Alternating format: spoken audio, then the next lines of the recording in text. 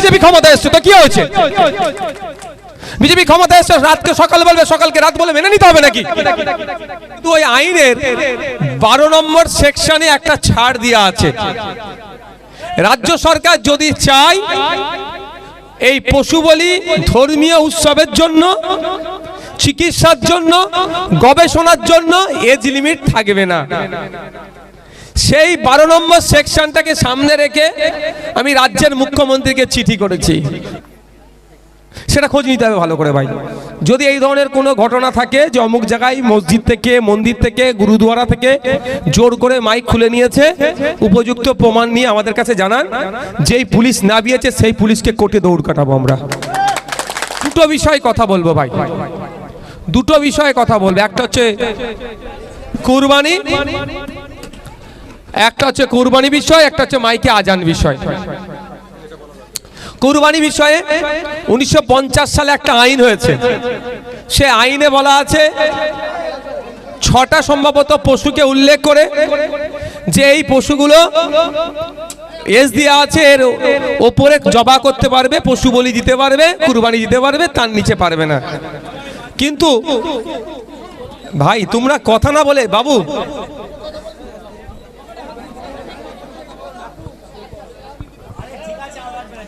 যেহেতু আইন আছে, আইনের মান্যতা দিতে হবে, আইনের বাইরে যেতে পারবেন না। কিন্তু ওই আইনের 12 নম্বর সেকশনে একটা ছাড় দেওয়া আছে। রাজ্য সরকার যদি চায় এই পশু বলি ধর্মীয় উৎসবের জন্য, চিকিৎসার জন্য, গবেষণার জন্য এজ লিমিট থাকবে না। সেই 12 নম্বর সেকশনটাকে সামনে রেখে আমি রাজ্যের মুখ্যমন্ত্রীকে চিঠি করেছি দুটো কারণের জন্য। একটা হচ্ছে ইসলাম ধর্মের যারা অনুসারী তাদের রিলিজিয়াস এক্সারসাইজ যাতে ঠিকঠাক হয় সেটা মাথায় রেখে, আর দ্বিতীয়টা হচ্ছে আমার, ওয়ালাইকুম আসসালাম, আছেন, দ্বিতীয়টা হচ্ছে এই বাবুকে সাইড দাও। দ্বিতীয়টা হচ্ছে আমার অনেক ম্যাক্সিমাম আমার হিন্দু সমাজের মানুষজন গোপালন করে, গরুকে ছোট করে থেকে বড় করে, দীর্ঘদিন 1 বছর 2 বছর করে খাওয়া দাওয়া করে বড় করে এই কুরবানির সময় তারা বিক্রি করে, তার থেকে দুটো উপার্জন হয়। কারো মেয়ের বিয়ে দেয়, ফার্নিচার করে, বাড়ি ঘরদর করে, এই কাজে লাগায়। কিন্তু এইবারে রাজ্য সরকার যে কঠোরতম অবস্থান নিচ্ছে, ফলে আর্থিকভাবে ক্ষতিগ্রস্ত হচ্ছে আমার হিন্দু সমাজের ভাইয়েরা।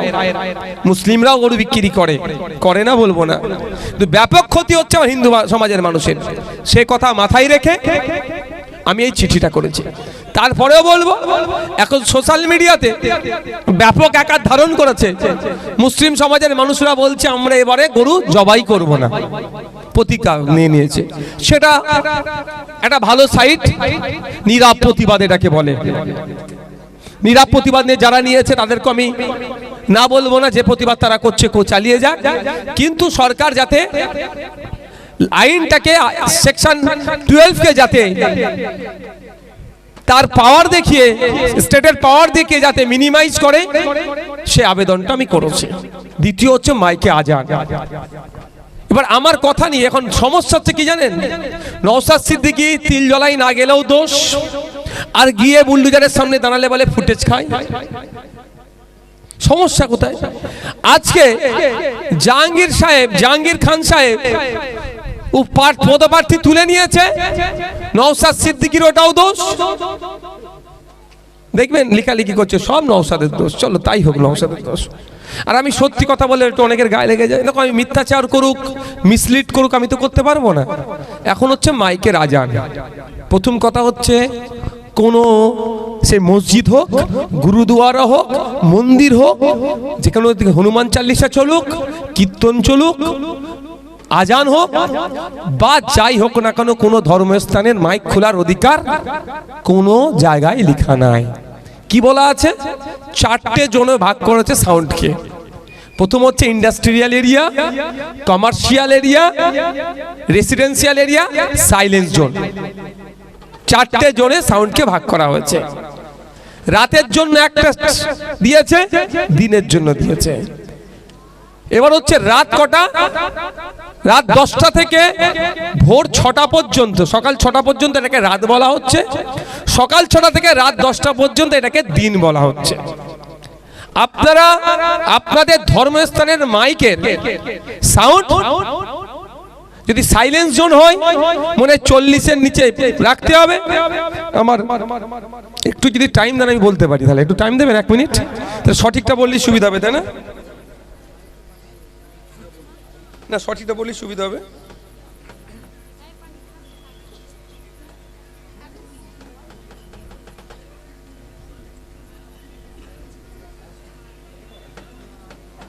আমার গাড়িতে প্রিন্ট করা আছে,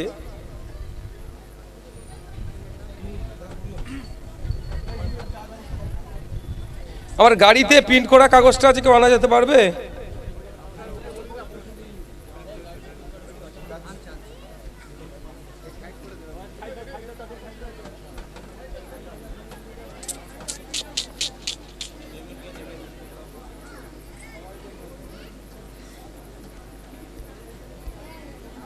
পেয়ে গেছি। একটু জেনে রাখুন, অযথা হুটাপাটি করার দরকার নেই।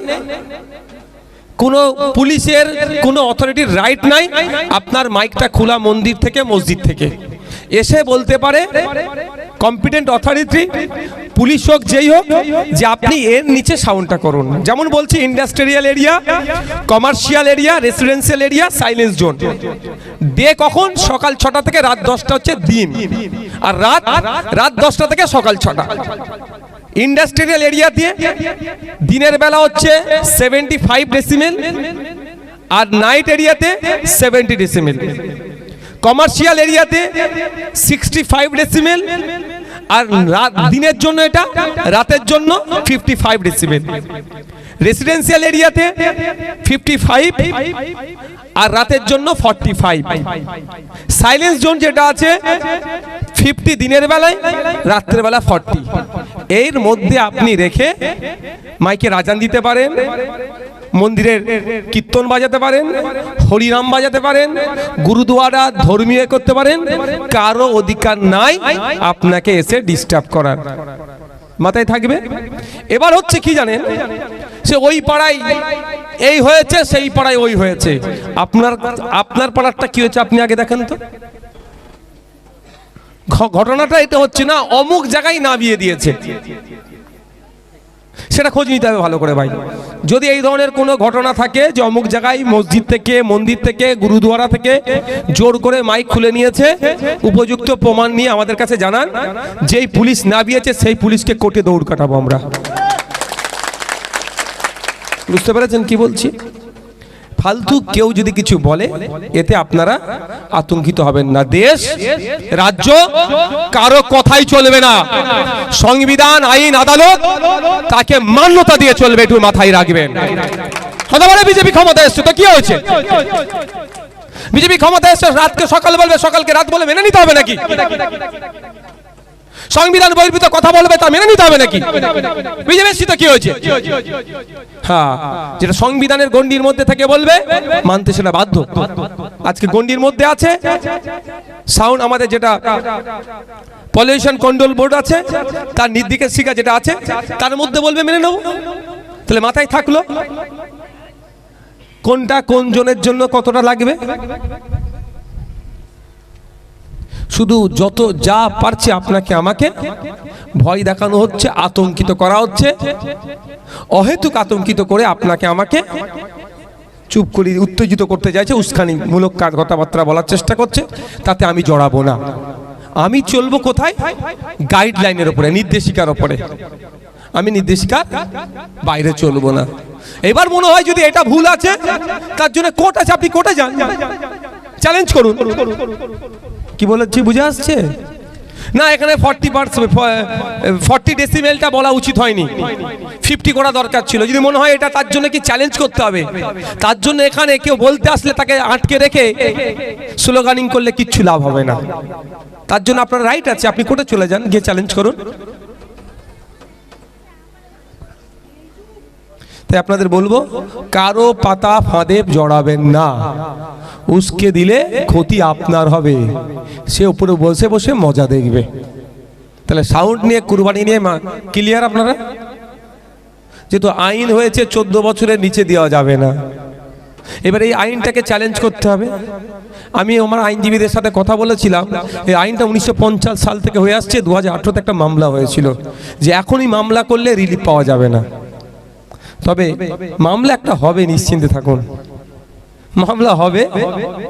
গতকাল কি জানতে পারবেন যে আমার বড় ভাইজান কোর্টে অলরেডি পাঠিয়ে দিয়েছে, কিন্তু সম্পূর্ণরূপে রিলিফ শর্ট টাইমে হয়ে উঠবে না। তাহলে আইনকে আপনাকে আমাকে মান্যতা দিতে হবে, আইনের ঊর্ধ্বে ভাই কেউ নয়। তবে একটা কথা এটাও বলে রাখি, বাজার থেকে কেউ একটি গরু নিয়ে আসছে, পুলিশ তাকে ধরে এই তুই একে জবাই করবি, বলি দিবি, আটকে দেবে, এটাও পুলিশের রাইট নাই।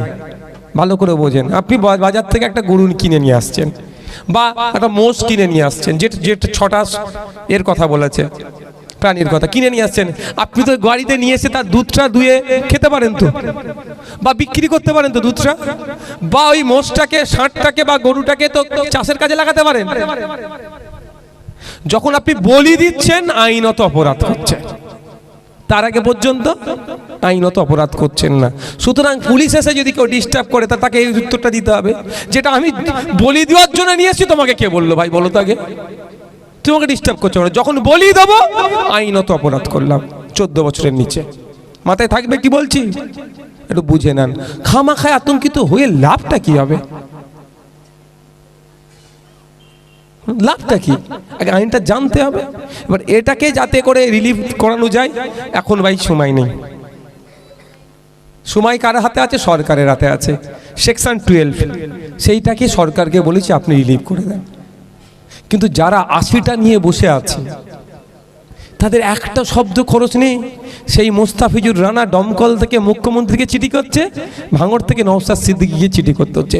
আজকে 80টা যদি থাকতো, 80টা মিলে যদি আজকে মুখ্যমন্ত্রীর দ্বারস্থ হতো, অপোজিশন যখন আওয়াজ তুলছে, বেকে স্বাভাবিকভাবে সরকারকে একটু মান্যতা দিতে হতো কি হতো না? এখনো যারা ভাবছেন তৃণমূলকে দিয়ে বিজেপিকে আটকাতে হবে, ওই জাহাঙ্গীরের মতো অবস্থা হবে, তীরে এসে তরি ডুবিয়ে দেবে। এবার এটা বলতে পারেন জাহাঙ্গীর সাহেব ভয়ে করেছে, হতে পারে ভয়ে। জাহাঙ্গীর সাহেব বিজেপির সাথে যোগ সাজগে করেছে, হতে পারে। আর একটা আছে, তৃণমূল কংগ্রেস জাহাঙ্গীর সাহেবকে বলেছে তুমি এই কাজটা করো, কারণ যেন তৃণমূল কংগ্রেস এখন এই সদ্য সরকার থেকে বিরোধীতে এসেছে, ওরা এখন গ্রাফ নিচের দিকে, তৃণমূল ছেড়ে লোক পালাচ্ছে। এই নির্বাচনে তো ব্যাপকভাবে পরাজয় হবে ফলতাতে। ওখানে বামপন্থী আইএসএফ এর সমর্থনে যে প্রার্থী আছে সিপিআইএম কাস্তাতুরি, তারা চিহ্ন এবার ওখান থেকে পাস হবে। 3 নম্বর 4 নম্বরও তৃণমূল থাকবে না, ওর পেছনে চলে যাবে, তাহলে ব্যাপক পরাস্ত হবে। এইটার ভয়ে মধ্যখান থেকে তো এটাও করতে পারে যে ভাই তুই এটা নিজে থেকে এটা তুই করে দে, আর আমরা বলবো ও নিজে থেকে করেছে, আমরা কিছু জানিনি। মানে বিপর্যয় হলেও ওরা তৃণমূল গায়ে লাগাবে না, এটাও তো হতে পারে। একাধিক কারণ আছে। এই কারণের কথা বলেছি বলেও আবার কিছু ভাইদের কাছে নাকি আমি জ্বালা যাব কোথায়, তা কে কি বলছে সেই নিয়ে আমি ভেঙে পড়ি না। মন জানে পাপ আর মা জানে বাপ। আমি কতটুকু সমাজের জন্য, হিন্দু মুসলমান খ্রিস্টান জৈন আদিবাসী নির্বিশেষে মানুষের জন্য কাজ করছি আমি জানি, আর যতটুকু আপনারা জানতে পাচ্ছেন মিডিয়ার মাধ্যমে অতটুকু। আর অন্যদের দেওয়া সার্টিফিকেট নিয়ে আমি ভেঙে পড়ি না। তাই এখন আপনারা আসবেন, আপনাদের অভাব অভিযোগগুলো আমি শুনবো। প্রথমে মহিলারা আসবেন, তারপরে পুরুষরা আসবেন। এ বাস্তবে আমাদের রূপ দিতে হবে। আমি ধন্যবাদ জানাবো কোচপুকুরের মানুষদেরকে, বামনঘাটার মানুষকে, ভাঙড়ের মানুষদের। স্রোতের বিপক্ষে গিয়ে আপনারা আমাকে ভোট দিয়েছিলেন। এবার নির্বাচনে আমি গতবারের তুলনায় 20,000 বেশি ভোট পেয়েছি। আপনারা প্রমাণ করেছেন রাজ্যের মানুষের কাছে যে আপনারা ভাঙড় থেকে কোনো গুন্ডা মস্তান সমাজ বিরোধীকে জিতিয়ে বিধানসভায় পাঠাননি, তাকে পরাজিত করে ক্যানিংয়ে পাঠিয়ে দিয়েছেন। আজকে সে পরাজিত হয়েছে বলে ভাঙড়ের মানুষকে সেই বেঈমানের নজরে দেখছে। তো আগামী দিনে যদি সুযোগ পাই, আবার ভাঙড়ের মানুষ কতটা ইমানদার লোকের পাশে থাকে, ওকে আবার আমরা বুঝিয়ে দেব। চোরকে ভোট দিতে হবে, তোলাবাজকে ভোট দিতে হবে, তাহলে ইমানদার। আর তোলাবাজের বিরুদ্ধে কথা বললে, চোরের চাকরি চোরের বিরুদ্ধে কথা বললে, রেশন চোরের বিরুদ্ধে কথা বললে, সমাজ সংস্কারের পক্ষে কথা বললে, এবার যারা এরোর জায়গা জোর করে দখল করে প্রমোটিং করছে তার বিরুদ্ধে কথা বললে নাকি বেঈমান হয়ে যায়। তো ভাঙড়ের মানুষ প্রমাণ করে দিয়েছে ইমানদারের পক্ষে তারা থাকবে, বরঞ্চ বেঈমান যারা সমাজ বিরোধী তাদের বিপক্ষে থাকবে। সাথে সাথে আপনাদেরকে আমি গুটি কয়েক কথা বলবো। আমাকে ভাঙড়ের মানুষ 1,26,555টি ভোট দিয়েছে। বিজেপি ভোট পেয়েছে ভাঙড় থেকে 30,000, তৃণমূল কংগ্রেস ভোট পেয়েছে 94,000, বাকি নির্দল নোটা মিলিয়ে সব ভোট পড়েছে। আমি জোর গলায় কোচপুকুর থেকে বলে যাই, আমার নজরে কেউ বিজেপি নয়, কেউ তৃণমূল নয়, কেউ আইএসএফ নয়, কেউ বামপন্থী নয়। আমি বিধায়কের নজরে আমার সামনে সবাই ভোটার, পরিষেবা আমার সামনে সকলে সমান পাবে। নির্বিঘ্নে নির্দ্বিধায় আমার কাছে আসবেন, আমার সাথে যোগাযোগ রাখবেন। আমার এন্ড থেকে যে পরিষেবা দেওয়া দরকার, কে বিজেপি করেছিল, কে আইএসএফ এর বিরোধিতা করেছিল, কে আমাদের জোটে ছিল না, ওটা আমি দেখতে যাব না। স্টেজে উঠে আমার বিরুদ্ধে রাজনৈতিকভাবে 4টে কথা বলেছে বলে পরিষেবা পাবে না, এই হীনমন্যতায় কেউ ভুগবেন না। আমি টেন্টিয়ার ভাঙড়ের মানুষের বিধায়ক, ভাঙড়ের প্রত্যেকটা মানুষকে পরিষেবা দিয়ে আমার কর্তব্য দায়িত্বের মধ্যে পড়ে। সুতরাং আমি আমার কর্তব্য দায়িত্ব যথাযথভাবে পালন করব, এটা আপনারা নিশ্চিন্তে থাকবেন। আজকে আমি উপস্থিত হয়েছি এখানে। আপনারা এখানে আমার কাছে আসতে পারেন জনসংযোগে। কারো কোনো অভাব অভিযোগ থাকলে আমাকে জানাতে পারেন, কারো সাজেশন থাকলেও জানাতে পারেন যে ভাঙড়কে উন্নততর করতে গেলে, কোচপুকুরকে এগিয়ে নিয়ে যেতে গেলে, এগিয়ে নিয়ে যেতে গেলে এই কাজগুলো করা দরকার, বা এই দপ্তরে এটা বললে এই লাভ হতে পারে। এই ধরনের যদি কারো কাছে সুপরামর্শ থাকে সেটা আমি সাদরে গ্রহণ করব, আপনারা এসে আমাকে জানাতে পারেন। তবে একটা কথা, আমি রাজনীতির প্রতিহিংসার রাজনীতি করতে পছন্দ করি না, করবও না। যদি প্রতিহিংসার রাজনীতি করতাম তাহলে ভাঙড়ে এখন রক্তের গঙ্গা বইতো। বিগত 15 বছর ধরে যেভাবে ভাঙড়ের মানুষকে অবরুদ্ধ করে রেখেছিল, কিন্তু সেটা আমি করতে দিইনি। বামপন্থী আইএসএফ এর নেতৃত্বদের সহযোগিতা নিয়ে সেটা কিছুই হয়নি। কিন্তু এটা মাথায় রাখবেন, তাহলে কি নওশাদ ভাইজান সব ছেড়ে দিল? মোটেও আমি ছেড়ে দেইনি। কোচপুকুরের মানুষদের বলবো, মামনঘাটার মানুষদের বলবো, লিস্ট তৈরি করুন। যারা যারা তোলাবাজি করেছে আপনাদের আবাস যোজনার ঘরের নামে, বিভিন্ন সরকারি প্রকল্প পাইয়ে দিবার নামে 10,000, 15,000, 20,000 করে টাকা নিয়েছে, সেই নামের লিস্ট তৈরি করুন। যে সমস্ত নেতারা নিয়েছে তাদের কাজ থেকে আমরা ওই টাকাগুলোকে উদ্ধার করব। আর একটা কথা, আজকে কোচপুকুরের মানুষ, ভাঙড়ের মানুষ স্বস্তির নিঃশ্বাস কেন নিতে পারছে? যেখানে তোলাবাজ মুক্ত হয়েছে, গুন্ডা মুক্ত হয়েছে, সমাজ বিরোধী মুক্ত হয়েছে। আমরা কি নতুন করে আবার তোলাবাজের জন্ম দেব? নতুন করে কেউ মস্তানি করুক তার জন্ম আমরা দেব? একদম এটাও খেয়াল রাখতে হবে। যেভাবে গুন্ডামি মস্তানি শেষ হয়েছে, আপনাদের সহযোগিতা নিয়ে হয়েছে, ওই রকম ভাবে নজর রাখবো।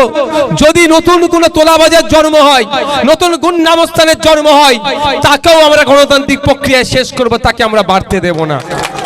অর্থাৎ আমরা শান্তির সাথে থাকবো। বন্ধুগণ, আমি বক্তব্য দীর্ঘায়িত করব না, শুধু আমি একটা উদাহরণ দিয়ে শেষ করব। আচ্ছা, মমতা ব্যানার্জি, অভিষেক ব্যানার্জি দুজন মিলে কোনো বিধানসভায় প্রোগ্রামে করেছে এরকম আছে ভাঙড় ছাড়া? কেন? আর আমার মনে হয় জানা নাই। মমতা ব্যানার্জি এসে গল্প শুনিয়ে গিয়েছিল, যা চাইবে তাই দেবো। আর অভিষেক বাবু এসে কত হাজার বাড়ি দেবার গল্প শুনিয়েছিল। আজকে দুজনই ইতিহাসের পাতায় ঠাঁই হয়ে গেছে। কিন্তু আপনাদের বলি, কেন হারাতে চেয়েছিল নওশাদ সিদ্দিকীকে? আপনারা দেখুন, যখন তিলজলাতে, তফসিয়াতে বুলডোজার চালিয়ে অভিযোগ নাকি ওটা অবৈধ পন্থা অবলম্বন করে ঘরটা হয়েছে, কিন্তু ঘরটা অবৈধ পন্থা অবলম্বন করে হলেও তাকে ভাঙতে গেলে বৈধ পন্থা অবলম্বন করতে হবে। কোন অবৈধ পন্থা অবলম্বন করে ভাঙলে তার সামনে গিয়ে দাঁড়াইছে কে? সেই ভাঙড়ের বিধায়ক। দাঁড়ান না, সময় অনেক আছে। অনেক সময় আছে, এত তাড়াতাড়ি তো সবে সকাল হয়েছে, এত উত্তেজিত হলে হবে না, সব সিস্টেমে হবে। কি বলছি বুঝে আসছে? 80টা তৃণমূলের বিধায়ক ওখানে যাওয়ার সাহস দেখাতে পারলো না, এক ভাঙর কিন্তু ওখানে গিয়ে দাঁড়ালো। সেই দিন ওখান থেকে গেলাম কোথায়, কলকাতা হাইকোর্টে বিকাশ রঞ্জন ভট্টাচার্য স্যারের সাথে কথা বললাম। তারপরের দিনে তার ওই বাড়ি মালিক, কোম্পানি মালিকের করা মামলাতে বিকাশ স্যারকে রিকোয়েস্ট করে দাঁড় করিয়ে স্টে অর্ডার নিয়ে সরকারকে একটা বার্তা দিলাম, সংযুক্ত মোর্চায় থেকে যে লড়াই দিয়েছে আজকেও সেই লড়াই দেব। আইনের বাইরে কাজ করলে আইনের মাধ্যমে জবাব দেব। আপনারা বাবু আজকে যদি আমাকে হারিয়ে দিত তাহলে তপসিয়ায় ওই বাড়িটার সামনে গিয়ে কে দাঁড়াতো বলুন? আপনারা কে দাঁড়াতো? কেন হারাতে চেয়েছিল বুঝতে পেরেছেন? আজকে ধন্যবাদ আপনাদের, আপনারা জিতিয়েছিলেন বলে তপসিয়ায় বুলডোজারের সামনে গিয়ে দাঁড়াতে পেরেছি, বিকাশ স্যারকে রিকোয়েস্ট করিয়ে ওই মামলাটা করিয়ে স্টে করাতে পেরেছি। এদের চক্রান্তটা কত গভীর ছিল বুঝতে পেরেছেন? যে প্রতিবাদী মুখটাকে বন্ধ করে দাও। আপনাদের বলবো, আপনাদেরকে ধন্যবাদ জানাই যে স্রোতের বিপক্ষে আপনারা চলেছেন। টাকা পয়সা অনেক কিছু লোভ দেখিয়েছিল, সেই লোভের কাছে আপনারা আত্মসমর্পণ করেননি, বরঞ্চ জবাব দিয়েছেন, যেটা আগামী 2031 সালে রাজ্যের মানুষ ফলো করবে। 2031 সালে যখন নির্বাচনের নির্ঘণ্ট বাজবে, প্রার্থী চয়নের ক্ষেত্রে অন্যান্য রাজনৈতিক দলের পক্ষ থেকেও তারা সংযত হবে যে কাকে প্রার্থী করব। যদি নটোরিয়াস ক্রিমিনাল গুন্ডামস্তান হয় তাহলে ভাঙড়ের মতো হারিয়ে কিন্তু ঘরে পাঠিয়ে দেবে। সুতরাং ভালো প্রার্থী দিতে হবে। আর আমি বিগত 5 বছরে কি করেছি নতুন করে বলতে লাগবে না। আগামী 5 বছরে বিধানসভায় কি করব আমার দায়িত্ব একটু কম হয়ে গেল, লাইভ চলবে, সব আপনারা দেখে নেবেন। বুঝতে পারছেন না কি বলছি? সহজ হয়ে গেছে এখন আমার জন্য। এবার আমাকে কষ্ট কম করতে হবে। ভাঙড়ের বিধায়ক বিধানসভায় গিয়ে চুপ করে বসে থাকে না, কি করে, এবার লাইভ চলবে তো আপনারা দেখতে পাবেন। তাই আপনারা যে ভরসা নিয়ে আমাকে ভোট দিয়েছেন, ভরসা বিগত 5 বছরে ভরসা আজ থেকে নষ্ট করিনি, আগামী দিনেও নষ্ট করব না, এ কথা আপনাদের দিচ্ছি। আমি বক্তব্য সংক্ষিপ্ত করব। যদি কারো কোনো অভাব অভিযোগ থাকে বা কোনো সাজেশন থাকে আসুন আমাকে এসে জানাবেন। প্রথমে আমি অনুরোধ করব মহিলারা আসবে, তারপরে পুরুষেরা আসবে।